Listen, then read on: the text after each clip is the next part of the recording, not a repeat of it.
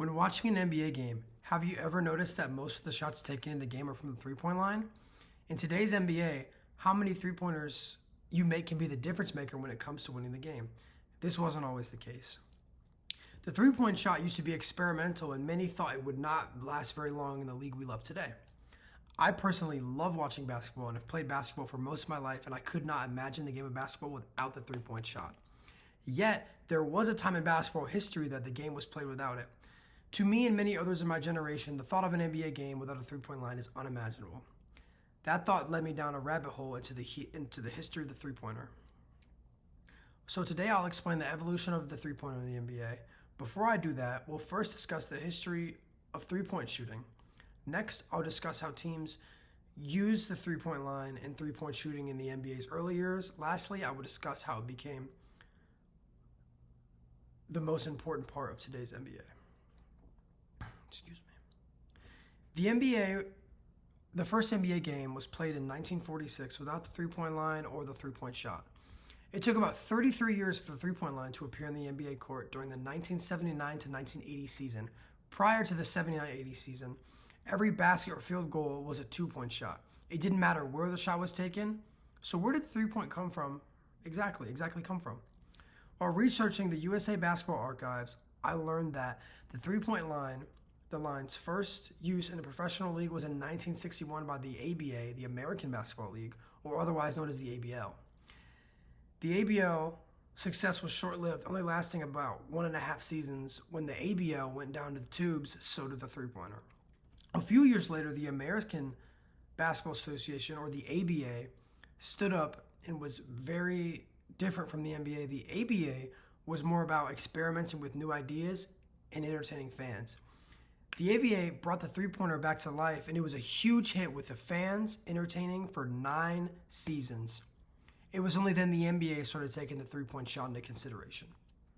Fast forward to 1979 when the NBA finally introduced the three-pointer as part of the professional league. At first, NBA coaches, players were hesitant about the use of the shot during the games because it took time to understand how to use a three-pointer at the right time and the right situation in the game. At first, teams only viewed it as in case of emergency, like running out of time, so it was rarely practiced. Most of the time, teams' offenses focused on close basket scores. As time went on, the fans absolutely loved the three-point shot, and players began to see the value in training in the three-point range.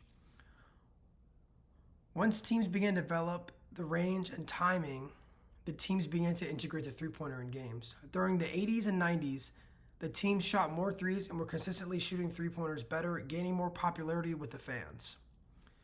The three-point shot became so popular that the NBA added a special event to their NBA All-Star Weekend, the three-point contest. Fox News reported the first three-point contest winner was Larry Bird, noting, "This definitely played a role in the three-point shot's popularity rising." Even though there was very much excitement around the three-point shot in the contest, it did not make a huge difference during the games because my players still relied on the traditional layups and other mid-range basketball shots. At this time, most teams would only try to shoot between 2 to 6 three-pointers per game, viewing this more as a specialized skill instead of a professional play needed to win. In the next decade, from the 2000s forward, the three-point shot really began to make an impact in games. Statistics showed us that the three-point shot was a way more efficient way to score the basketball. In simple terms, 3-point per short are more valuable than 2.